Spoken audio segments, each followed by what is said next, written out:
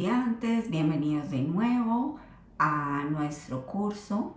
Vamos a hablar hoy sobre narrativa inmersiva. Es un tema que ha ocupado muchas páginas en los últimos años porque prácticamente nos estamos inventando esto en este momento de la historia. La narrativa no es un problema reciente, pero sí que en entornos inmersivos hemos tenido que adaptar el lenguaje que viene de otros medios como la literatura, el cine, la televisión, para esta nueva tecnología. Aquí les voy a compartir una propuesta que desarrolló Nasby López en su trabajo de grado. Esta propuesta se llama Cronotopo para realidad virtual, la construcción del tiempo y el espacio narrativo e interactivo en la realidad virtual. Su trabajo de grado fue dirigido por mí y por Anaí Lobato. En este trabajo de grado ella no solo hace una propuesta de una experiencia en realidad virtual que es Entre luces y sombras, sino que también reflexiona sobre la manera en que se construye esa narrativa. Entonces creo que va a ser una gran herramienta para nosotros porque nos ofrece pistas muy importantes sobre cómo se cuentan historias en este nuevo entorno. Entonces aquí pues les compartía una cita de Chris Milk que nos habla sobre la importancia de reconocer que aquí no se habla solo de un lenguaje, sino también de una tecnología. Cuando se inventó el cine, no fue el día que se inventó la tecnología con la que se proyectaba el cine. Pasó mucho tiempo para que se creara todo un lenguaje audiovisual para ese nuevo aparato, para ese nuevo cinematógrafo. Y nosotros tenemos un escenario similar en el que estamos creando la tecnología y a la vez el lenguaje que acompaña esa tecnología. Chris Milk era artista y ahora es el CEO de una empresa de tecnología. Entonces él dice cómo un artista se convierte en el CEO de una empresa tecnológica. Pues porque es que la tecnología tiene que responder a las necesidades creativas, ¿cierto? Y tenemos que combinar la tecnología con el lenguaje para crear nuevos formatos. Esto pues lo dijo en el 2018, pero realmente todavía tenemos preguntas sobre los formatos, porque la tecnología también está en proceso. Además, a diferencia, por ejemplo, del cine del que hablaba hace un momento, tenemos muchos tipos de tecnologías que nos permiten narrar en entornos inmersivos. Entonces eso hace aún más complejo el tema del lenguaje o de la narración, porque tenemos que ir adaptando ese lenguaje también a muchos tipos de tecnologías. Eso nos lleva también a un asunto importante y es decirles que lo que yo les voy a contar acá es una aproximación al problema narrativo, pero no quiere decir que sea la mejor ni la única, sino es una aproximación que me parece funcional para todos y que nos puede ayudar muchísimo en la construcción de estas experiencias inmersivas cuando no tenemos experiencia previa. Eso sin dejar de reconocer que hay un montón de empresas y realizadores que trabajan con sus propias metodologías. Lo que sí es seguro es que aunque todas esas metodologías para narrar en entornos virtuales tienen elementos distintos o a veces fases distintas, en todas ellas se busca que el espectador se convierta en autor. Y esa es la diferencia radical con lo que estamos acostumbrados en el entorno audiovisual o incluso en la literatura, ¿no? Donde el autor es quien decide el relato, pero aquí quien construye el texto y quien le da sentido a la historia es el usuario, es el espectador, que además no es pasivo, sino que lo construye a través de acciones que realiza en un entorno concreto. Y esas acciones están limitadas por las posibilidades interactivas que nos ofrezca cada uno de los dispositivos. Entonces aquí ya tenemos sobre la mesa dos problemas importantes, uno que tiene que ver con la manera en que yo le ofrezco al espectador el lugar que yo tenía antes, que era autor, y cómo le doy esa libertad para que construya la historia. Y por el otro lado, qué herramientas tengo para que ese espectador interactúe en ese espacio para que construya a partir de su experiencia el relato. Y es que básicamente cuando hablamos de definir ese rol del usuario, estamos hablando de que el primer problema al que nos enfrentamos, es decir, quién va a ser el narrador en nuestra experiencia inmersiva y qué rol va a tener ese narrador. Entonces, hay 4 funciones del narrador a partir de Genet. Genet identificó estas funciones en un entorno literario, pero funcionan perfectamente en el entorno virtual. Y es que hay en primer término una función narrativa en la que el usuario presencia el relato. No es el que decide el relato, no toma parte en el relato de una forma muy activa, sino más bien es muy pasivo. Entonces, ¿quién debe ser el narrador? El que explica la historia. Creo que esta función narrativa es muy sencilla para todos porque estamos acostumbrados a esta función del narrador en muchos contenidos audiovisuales. Pero como tenemos un nuevo entorno técnico, entonces muchas veces el narrador es el que le da acceso a ese mundo o a esa experiencia y por lo tanto le da información para que el usuario comprenda el funcionamiento del dispositivo y qué debe hacer dentro de la historia. En esta función del narrador, digamos que el narrador es quien controla, quien dice usted puede superar este nivel de la historia o usted puede pasar al próximo capítulo. Yo soy el que le enseña a usted cómo tiene que interactuar en esta historia y por lo tanto yo le explico cuáles son las posibilidades que tiene, tanto en el entorno físico, es decir, con las gafas o con los dispositivos necesarios para interactuar con esa narración, y también en el entorno ya narrativo, es decir, con la historia. Luego tenemos una función comunicativa y muchas veces el narrador lo que hace es hablarle todo el tiempo al usuario para irle dando instrucciones durante su recorrido.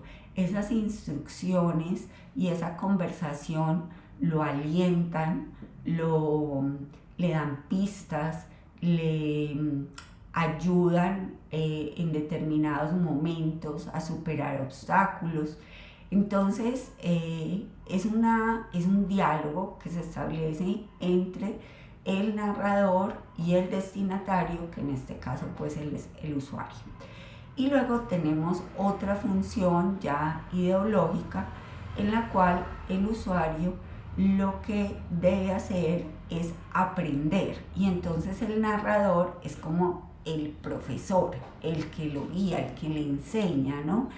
Entonces muchas veces lo que tenemos en esta función narrativa es un narrador que ayuda a completar lo que no se ve dentro de la historia. Es decir, le aporta datos de contexto histórico, le plantea preguntas que le ayudan a entender el mensaje que se quiere transmitir a partir de esta historia. Es decir, hay una función ideológica. ¿Listo? Entonces yo los invito a que cuando hagamos el ejercicio de diseño de experiencia inmersiva, elijamos cuál de estas funciones va a asumir nuestro narrador. Y eso nos va a ayudar muchísimo, a direccionar la experiencia y también a darle un lugar al usuario. Bueno, aquí yo les propongo que respondamos a esta pregunta a partir de este caso concreto. Este caso es de The Guardian. The Guardian tiene toda una sección dedicada al periodismo inmersivo y muchos contenidos que los invito a revisar, y uno de ellos está aquí abajo, que es la exploración del metro de Londres. Entonces aquí podemos ver un pedacito del tráiler.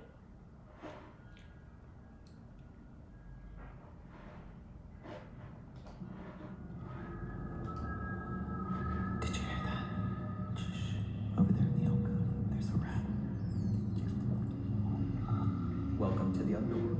Nothing is off limits. You're in London's Victorian sewer system. Doing this on your own would be very dangerous. The underground is where dead. You need to pay attention to landmarks, platforms, alcoves. Hell is located underground. If your torch goes out, you could get lost down here and never find your way out. Left or right? I've only been down one side before. There's a city within the city that we can find if we're willing to go out and explore it. Your batteries are going. There's an exit near here, a ladder up to the street. You need to find it. It's time to go. Bueno, entonces aquí lo que vemos es que por un lado aquí pues vemos la respuesta. El narrador le está indicando al usuario qué es lo que tiene que hacer, qué es lo que debe buscar, y le está dando además información sobre lo que está viendo. Es decir, le está dando la misión y al mismo tiempo le está contando cosas acerca de lo que el usuario está viendo, ¿no? Entonces, en esta concreta experiencia vemos que hay una función narrativa y también una función comunicativa, ¿no? Esta es la única que les voy a resolver. Les voy a pedir que ustedes, a partir de este ejemplo, las demás preguntas y casos que se van a ir encontrando en la presentación, las escriban en un documento de Word y las respondan y las compartan a través de la plataforma, sus respuestas, ¿no? Bueno, aquí ustedes tienen también la opción de contestar. Desafortunadamente, como no hicimos pues la clase sincrónica, pues no podría pues como retroalimentar esa respuesta de todos. en este momento, entonces por eso les pido pues que lo hagamos así, de esa manera individual a través de un Word. Bueno, entonces el asunto es que me voy a ir un poquito más adelante acá. Ustedes tienen, se los voy a mostrar en un orden diferente. Tienen la opción de irse hacia adelante, hacia atrás, pero la voy a mover un poquito porque quería decirles que cuando hablamos de relato, lo que nos dice Jeanette es que, como en la gramática, el relato también tiene modo, voz y tiempo. ¿Qué quiere decir modo, voz y tiempo? Todos los verbos tienen un modo, tienen una voz y tienen un tiempo. Entonces, por ejemplo, el modo del verbo cantar es cantar. Por ejemplo, un modo es el imperativo, pero tenemos una voz. ¿Quién es el que canta? En este caso, tú cantas. Y también tenemos un tiempo, que en este caso, por ejemplo, el pasado, el presente, el futuro. Cuando hablamos de pasado, digo yo canté. Entonces, lo que nos dice Jeanette es que el relato también tiene estas tres posibilidades: la posibilidad del modo, de la voz y del tiempo.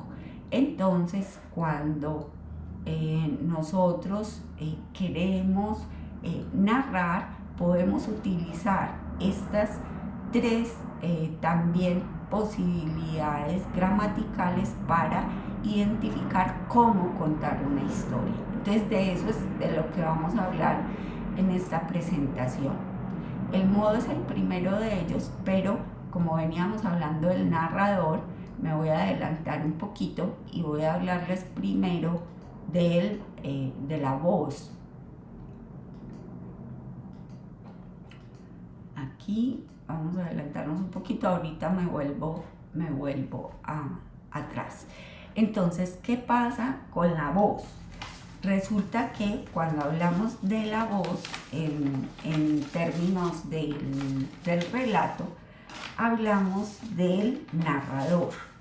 Y la voz es muy importante porque, como veíamos en el curso, la voz es la que nos ayuda a saber hasta qué punto ese relato nos hace partícipes, es decir, nos hace actores que tomamos parte dentro de esa historia, o al contrario, solamente somos espectadores, ¿no?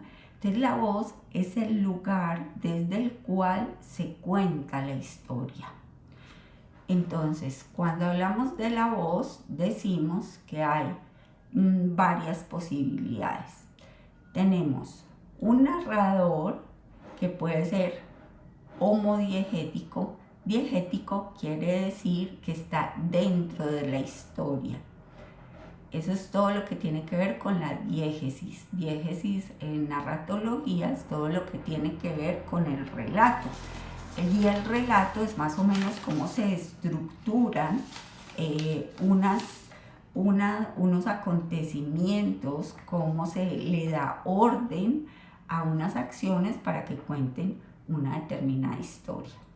Entonces, resulta que el narrador puede contar su propia historia. Entonces, cuando el narrador cuenta su propia historia, cuando yo, por ejemplo, les digo ahí, imagínense que ayer me dejó el bus y entonces tuve que coger un taxi y el taxista me robó. Entonces, yo estoy contando mi historia.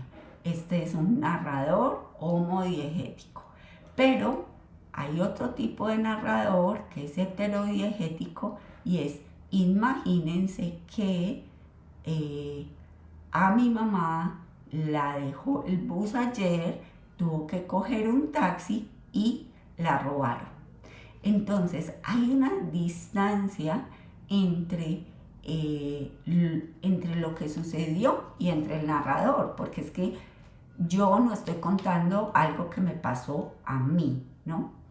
Entonces, entendemos que No es lo mismo un narrador que cuenta su propia historia a un narrador que cuenta la historia de otro. Por ejemplo, podemos hablar de Simón Bolívar y que Simón Bolívar sea el narrador de nuestra historia. Pero podemos en cambio contar, como en los documentales más tradicionales, quién era Simón Bolívar, qué hizo Simón Bolívar durante su vida, etc. Y eso sería una narración heterodiegética. También con relación a la voz, esta la van a tener que contestar ustedes. Con relación a la voz tenemos tres posibilidades y son posibilidades con relación a quién soy yo como narrador dentro de la historia. Entonces, si yo soy un personaje que participa dentro de la historia y cuento mi historia, entonces yo puedo decir que soy una narradora intradiegética. Eso quiere decir que muchas veces cuando nosotros contamos la historia, contamos nuestra propia historia. Pasa muchas veces en los diarios o en las novelas que están hechas también de forma, por ejemplo, autobiográfica, ¿no? Esto es un narrador intradiegético, porque es un personaje y además participa en la historia.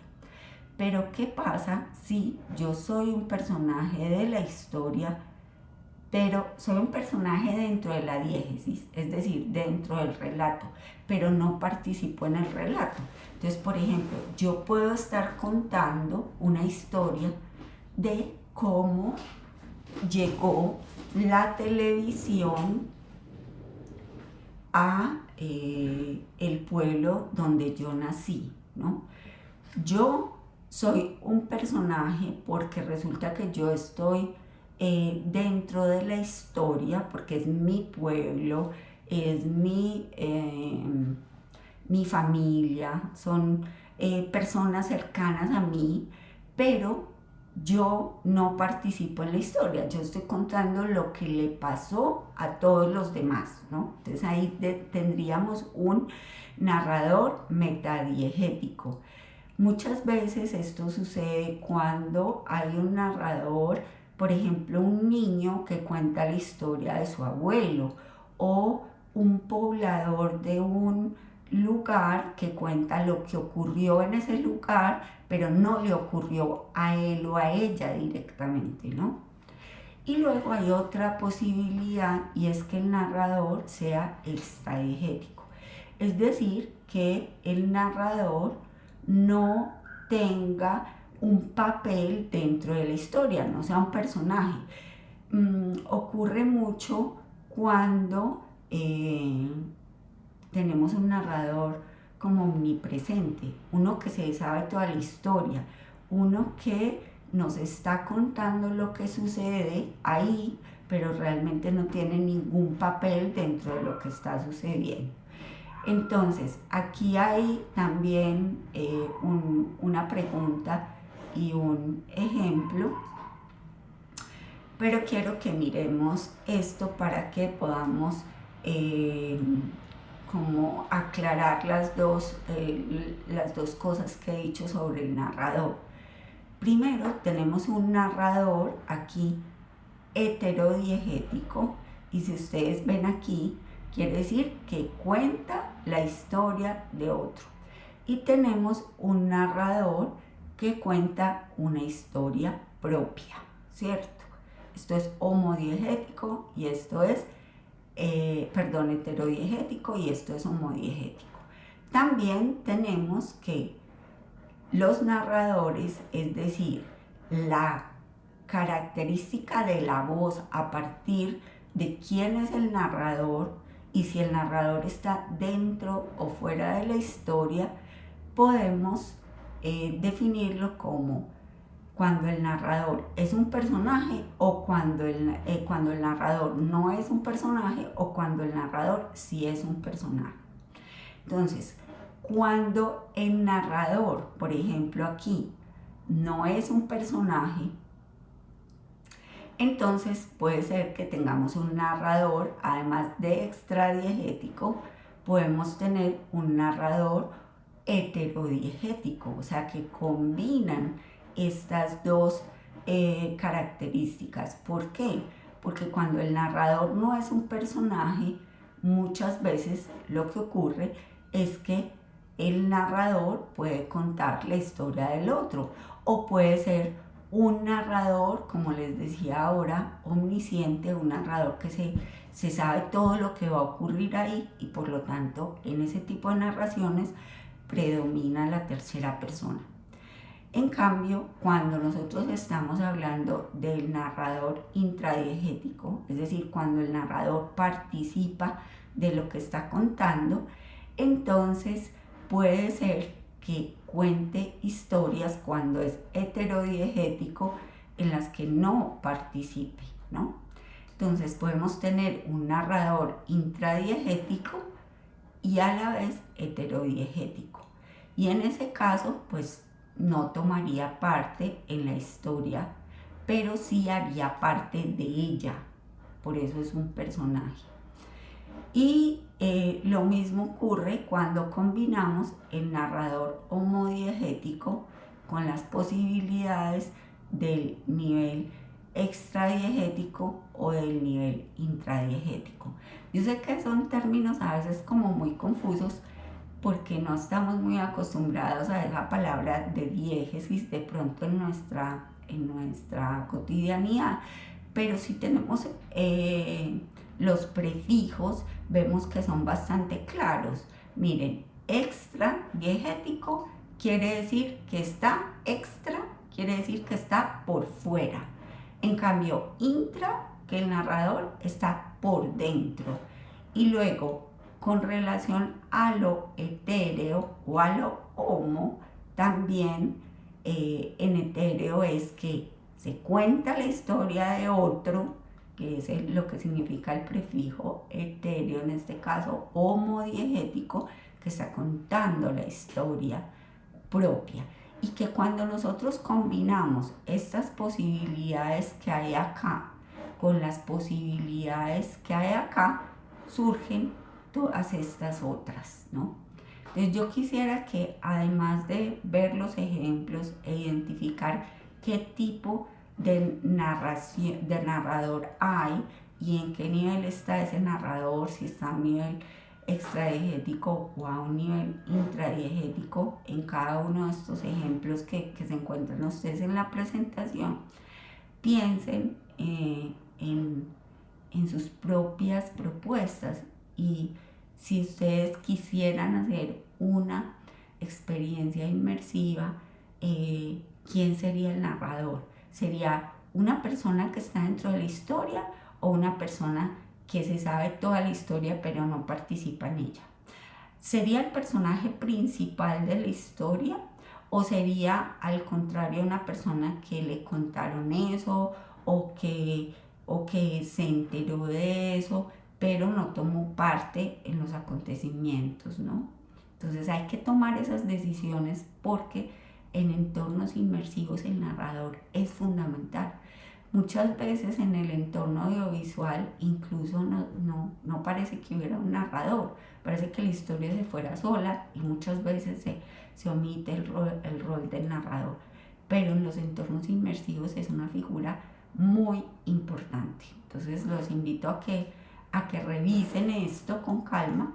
Entonces, como les digo, vimos primero la voz, que es el narrador. Vimos entonces aquí el tipo de narrador y los niveles que puede tener esos tipos de narrador según su participación en la historia. Y todo esto tiene que ver con la voz, es decir, con el narrador, quien cuenta la historia y desde qué lugar cuenta esa historia. Pero además tenemos al principio de esta presentación el modo. El modo está aquí, se los voy a mostrar. Empieza acá donde dice 1. Les voy a mostrar, perdón, me adelanto acá. El modo. El modo en el relato ya no nos habla del narrador, sino que nos habla básicamente de la manera en que yo cuento la historia, qué se ve en la historia, qué se cuenta. Ustedes saben, por ejemplo, que muchas veces en algunas historias en las que todo el tiempo estamos tratando de descubrir quién es el asesino, porque no nos cuentan sino hasta el final quién es el asesino en una historia. O muchas veces se focaliza en unos personajes de la historia, pero no nos cuentan lo que otros están haciendo en ese mismo momento, ¿no? Entonces el modo es la manera en que yo cuento, la manera en que yo decido administrar como esa historia, y decido administrar esa historia para que el usuario se vincule con lo que yo le estoy contando, ¿no? Entonces, cuando hablamos del cómo, hablamos de una pregunta muy importante, y es, bueno, ¿y cómo se cuentan las historias en entornos virtuales? Entonces, lo primero es que tenemos que definir un punto de vista o una perspectiva, es decir, quién cuenta, qué se ve, qué se oye dentro de eso que yo voy a contar, ¿no? Y hay tres modos o tres niveles para entender el modo: la focalización, la ocularización y la auricularización. Ya sé que estos son términos, como les digo, no tan sencillos porque no estamos familiarizados con ellos, pero van a ver que en la práctica nos ayudan un montón a entender cómo se construye una historia inmersiva, y nos ayudan también a hacer nuestras propias historias. Ahora vamos a ir viendo eso al final. Entonces, la primera de estas posibilidades del modo es esa relación entre el narrador y el protagonista, porque puede ser que el narrador tenga mucho conocimiento sobre lo que ocurre en la historia, o en cambio el protagonista sea quien tiene más conocimiento de la historia. O puede ser que el narrador apenas, el personaje apenas sepa algunas cositas y el narrador sepa mucho. Entonces, cuando hablamos de focalización, hablamos de saber qué sabe el narrador y qué sabe el protagonista. Cuando hablamos de ocularización, es qué es lo que muestra la cámara y qué es lo que el personaje ve. Es decir, muchas veces, por ejemplo, estamos en una película, en una escena de suspenso, y nosotros vemos a alguien que se está acercando con un cuchillo, ¿no? No vemos la cara de la persona que se está acercando con un cuchillo. No vemos la escena global de donde está ubicado el personaje que van a atacar. Solo vemos una mano con un cuchillo. Entonces, cuando tomamos esa decisión de qué es lo que mostramos y qué es lo que el personaje ve, por ejemplo, podemos optar porque el personaje no vea a esa persona que está entrando a su casa con un cuchillo, o al contrario, podemos optar porque el personaje principal sí vea a ese otro que está entrando con un cuchillo. Entonces, decidir qué se muestra y qué no se muestra es muy importante para la historia, por supuesto. Y luego tenemos ya otro nivel de cómo se cuentan las historias, y es el modo, es decir, es la auricularización, y es decir, qué sonidos acompañan ese relato, porque los sonidos aportan muchísimo. Podemos decir, no, vamos a hacer que se oiga lo que el personaje está oyendo dentro de ese entorno, o al contrario, vamos a poner música y no vamos a oír lo que el personaje parece estar oyendo como espectadores, ¿no? Entonces, las decisiones sobre qué suena, qué diálogos se escuchan, por ejemplo, no sé si han visto ustedes algunos memes o videos que circulan por las redes en las que les voy a contar el misterio del nacimiento de la humanidad, y resulta que la persona empieza a hablar y en ese momento pasa un avión y no se oye, ¿no? Entonces yo decido si ese avión impide oír al personaje principal o no. Y eso tiene una importancia enorme dentro del relato. Entonces vamos a ver con más detalle la focalización. La focalización tiene diferentes posibilidades: que se ve, que se oye, que se cuenta. Acuérdense que habíamos dicho que la focalización tiene que ver con si el narrador o el personaje tienen más conocimiento o menos conocimiento sobre lo que ocurre dentro del relato. Entonces, cuando el narrador tiene menos conocimiento que el personaje, entonces decimos que la focalización es externa. Cuando en cambio el narrador sabe lo mismo que el personaje principal de la historia, la focalización es interna. Y decimos que hay focalización cero cuando el narrador sabe mucho más que el personaje. Aquí con detalle podemos ver de qué se tratan, además, las posibilidades de focalización interna, porque cuando el personaje y el narrador saben lo mismo, puede ser una focalización fija, una focalización variable o una focalización múltiple. ¿Qué significa la focalización fija? Significa, como lo vemos acá, que hay un solo punto de vista. Entonces ahorita yo les hablaba de, por ejemplo, las autobiografías, o también cuando se está contando la historia desde el punto de vista del personaje principal, que hace a su vez de narrador. Entonces aquí tenemos una focalización fija. Pero cuando la historia va cambiando de un personaje a otro, por ejemplo, cuando tenemos un matrimonio y estamos contando, por ejemplo, los conflictos entre ellos, entonces puede ser que el narrador sea por un momento la esposa y otro momento sea el esposo, ¿no? También tenemos la posibilidad de que la focalización sea múltiple. Entonces, ¿qué pasa acá?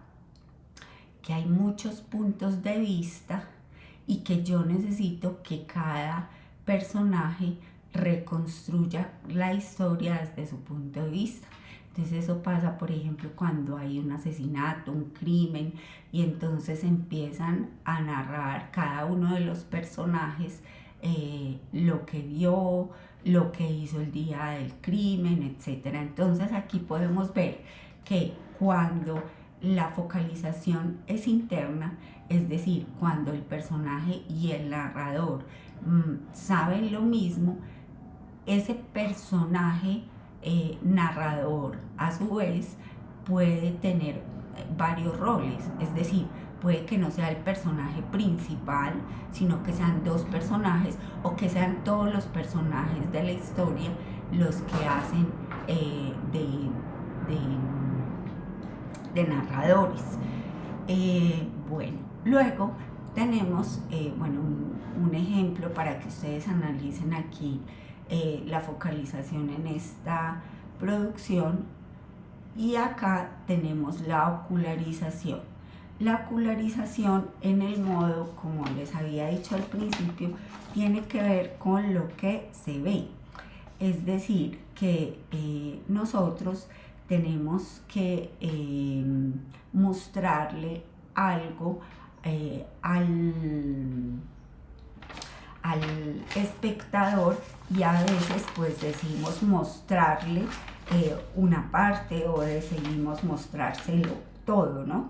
Entonces, cuando nosotros tenemos acá esto de interna y externa, acuérdense que diégesis quiere decir que está fuera de la narrativa, es decir, aquí fuera de la diégesis quiere decir fuera de la narrativa, o dentro de la diégesis quiere decir dentro de la narrativa. Entonces, lo que yo muestro es como cuando el punto de vista de la cámara no está asociado a un personaje. Eso quiere decir ocularización cero. Pero si en cambio yo tengo acá un personaje por ejemplo, en una cámara subjetiva, es decir, yo asumo el rol de un personaje y lo que muestra la imagen es lo que ese personaje ve, entonces yo digo que la ocularización es interna. Luego, cuando la ocularización, es decir, lo que se ve, depende de lo que ve un personaje, yo puedo hacerlo de dos maneras. Una, a través de cámara subjetiva, otra a través de el montaje. Aquí con más detalle les pongo estas dos posibilidades de la ocularización.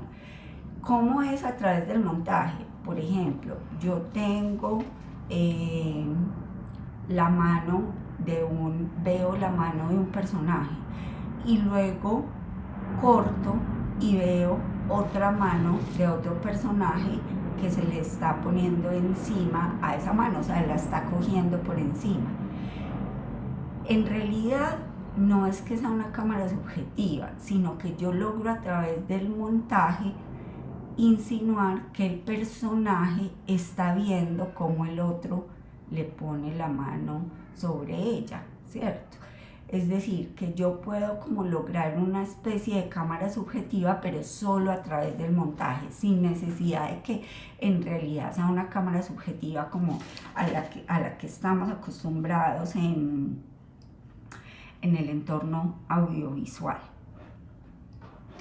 Bueno, y luego pues aquí también tenemos un ejemplo en el que yo quisiera que se dieran cuenta primero si lo que vemos no depende del punto de vista de un personaje cero, si en cambio depende del punto de vista de un personaje, y si se hace por cámara subjetiva o si se hace a través del montaje, entonces sería una ocularización interna secundaria. Entonces quiero que miren este caso y puedan contestar esta pregunta. Luego, por último, dentro del modo tenemos la auricularización, que tiene que ver con lo que se oye y funciona muy parecido que aquí en la ocularización. Ya no lo que se ve, sino lo que se oye. Entonces, cuando lo que se oye depende de lo que escucha un personaje, entonces decimos que está dentro de la diégesis.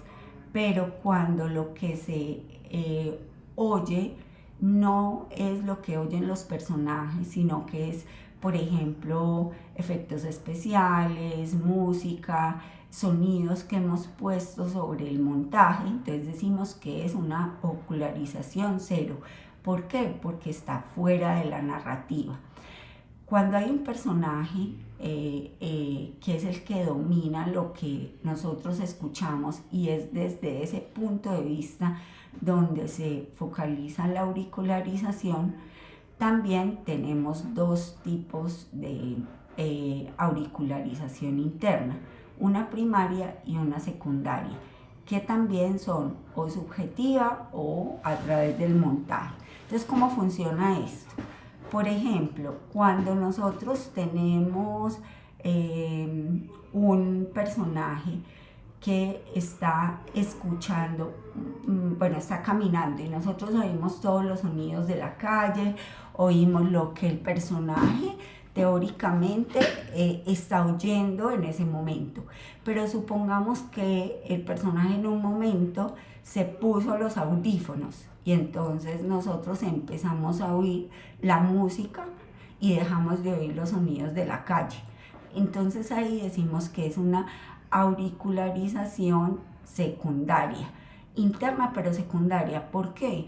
Porque esa música nosotros realmente la pusimos en el montaje, no fue un efecto, no fue el resultado de haber captado los sonidos del ambiente, sino que cuando el personaje se puso los audífonos pusimos la música. Entonces la ocularización secundaria se logra por corte. ¿Y qué se logra con la auricularización interna en general, tanto con la primaria como con la secundaria? Que el espectador y el personaje escuchen lo mismo.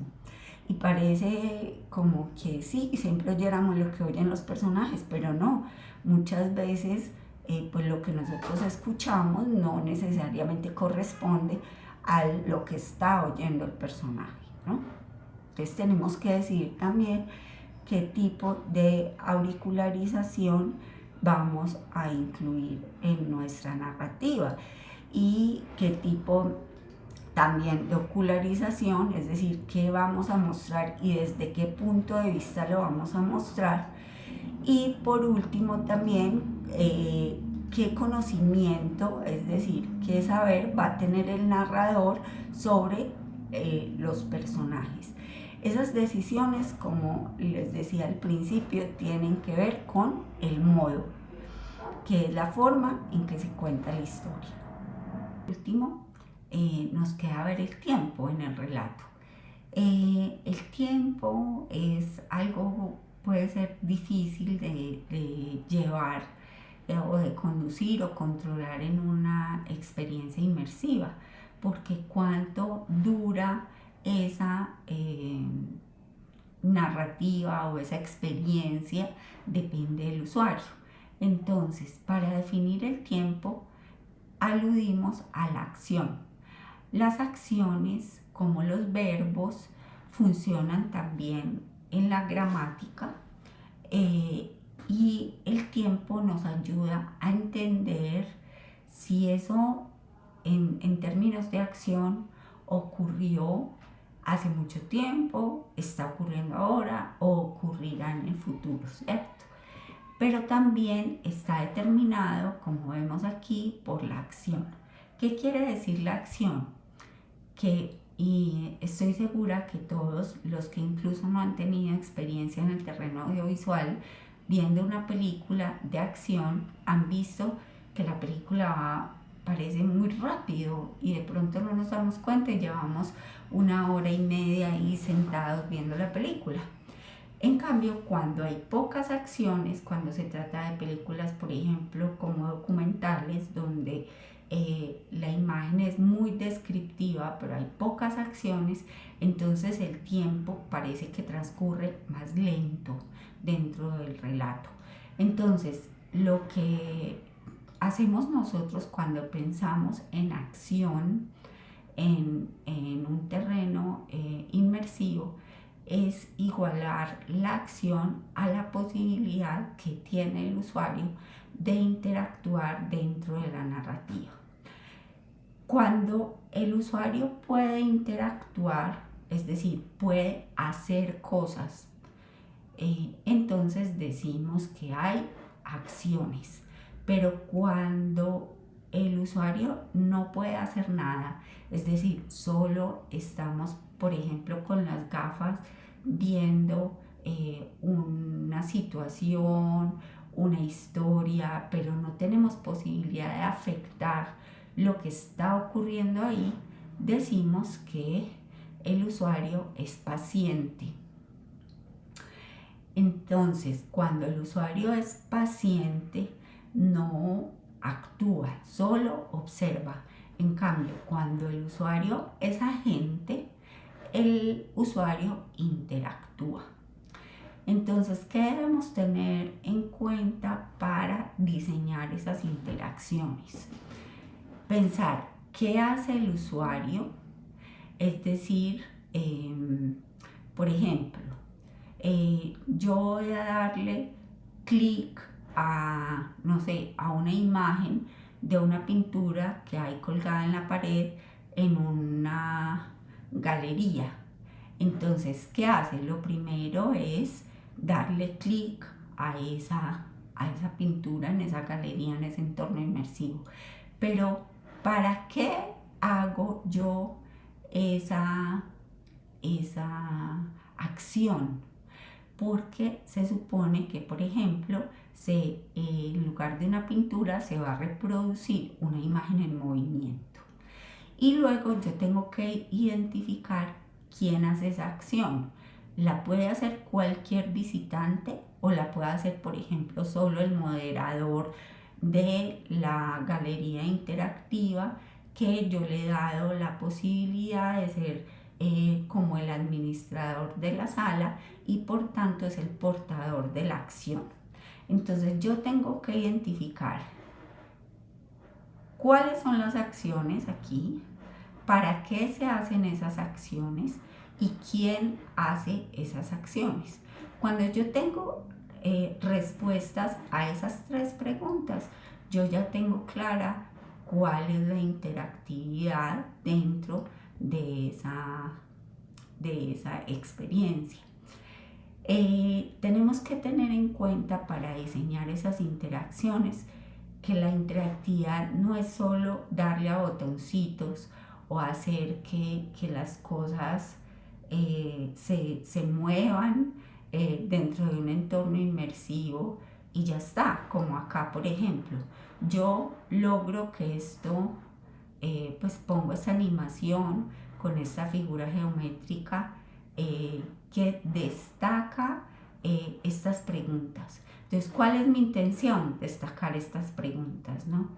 La intención denota un motivo que tiene que estar trazado y claro para el realizador de la experiencia.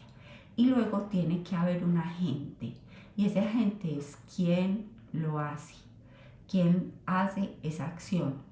Yo puedo decir, no, por ejemplo, yo voy a poner vendedores ambulantes en esta experiencia inmersiva. Entonces, cada vez que el usuario se acerque a un vendedor ambulante, va a poder tocar, por ejemplo, el carrito de ventas del vendedor y va a poder escuchar la voz del vendedor. Entonces, yo tengo que tener claro quiénes son o cuáles son los sujetos que van a desarrollar esas acciones, ¿no?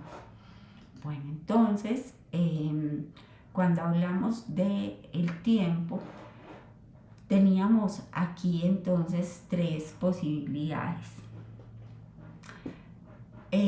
La intención, el motivo y el agente. La intención, pues, es básicamente el verbo que se hace, el que define la acción. Y entonces aquí, por ejemplo, tenemos activar una animación o activar un nuevo camino, o buscar, no sé, una recompensa, o leer el letrero que sale cuando pues le da clic, o salir por la puerta o entrar por la puerta. Es decir, yo tengo que poner esto en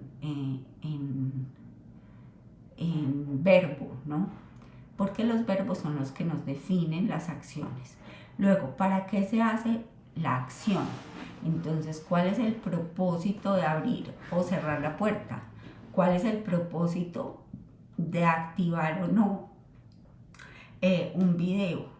Por ejemplo, obtener una recompensa, lograr una meta, aumentar puntos, encontrar la pista que te va a permitir pasar al próximo nivel. Es decir, que las interacciones no deben estar simplemente ahí por estar, sino que deben conducir a algo más, ¿no? Que es el motivo.